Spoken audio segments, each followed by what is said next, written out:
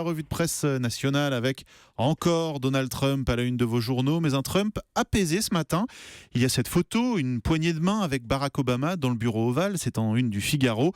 Comment Trump prépare son entrée à la Maison-Blanche? Il joue l'apaisement après le déchirement.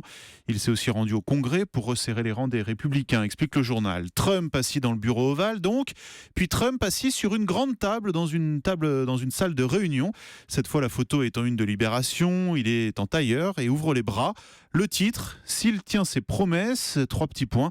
Libération de rappeler son programme, construire un mur avec le Mexique, dénoncer l'accord sur le climat ou remettre en cause l'avortement.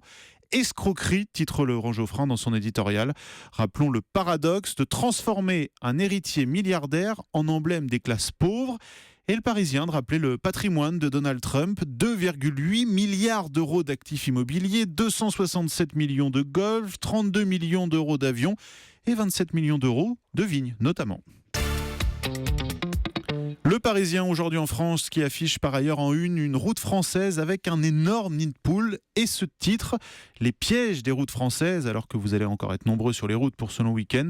Le journal révèle une étude de 40 millions d'automobilistes qui dit qu'il y a 31 000 signalements de chaussées dégradées. C'est inquiétant quand on sait qu'un accident sur 2 est dû à des problèmes d'infrastructure. Rançon s'en amuse dans son dessin avec 2 bonhommes qui questionnent un monsieur en costume cravate. Et on va faire quoi pour toutes ces routes défoncées? Et l'homme de répondre, on pourrait rendre le port du casque obligatoire en voiture.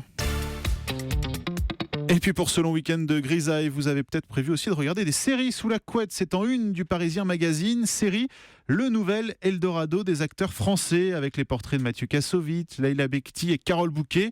Les habitués du grand écran se bousculent sur le petit. Les comédiens évoquent l'ampleur qu'ils peuvent donner à leur rôle grâce à la multitude d'épisodes. Le magazine, lui, est plus terre à terre. Alors il ne livre pas le cachet de nos stars, mais rappelle quand même, pour donner une idée, que Mimi Mati touche 200 000 euros par épisode de Joséphine Ange Gardien. Voilà, ça donne une idée des budgets.